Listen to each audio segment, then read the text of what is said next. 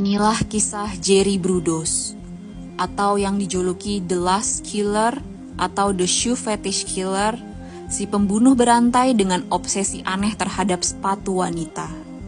Dan obsesi itu berubah jadi serangkaian pembunuhan sadis yang bikin satu Amerika geger.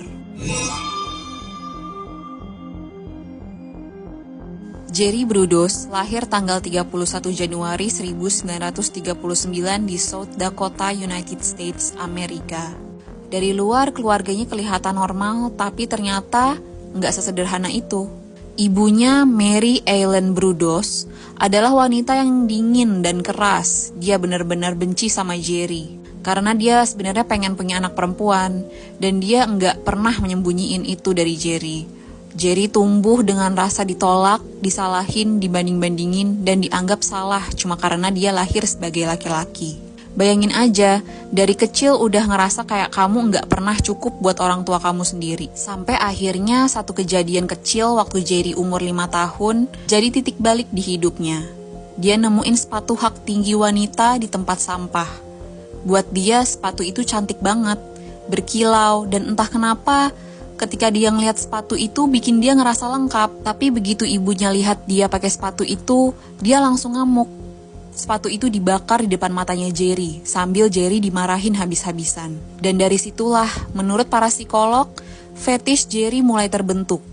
Gabungan antara rasa malu, penolakan, dan kesenangan aneh yang dia rasain dari sepatu itu.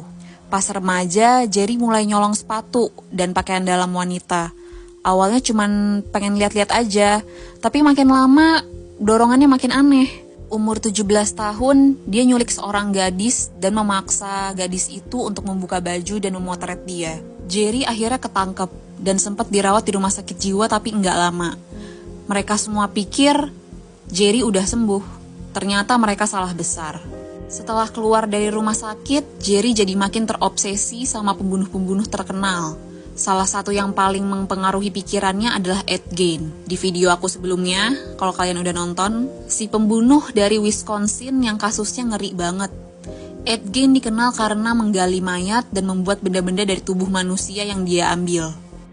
Jerry konon terinspirasi dari Ed Gein, terutama dalam hal memperlakukan tubuh korban kayak koleksi pribadi. Dia terobsesi sama ide bahwa tubuh wanita bisa dijadikan objek, sama seperti Ed Gein memperlakukan korbannya. Dan ide itu makin lama makin tumbuh di kepala Jerry, sampai akhirnya dia sendiri berubah jadi monster yang mirip dengan idolanya. Tanggal 26 Januari 1968, seorang gadis muda bernama Linda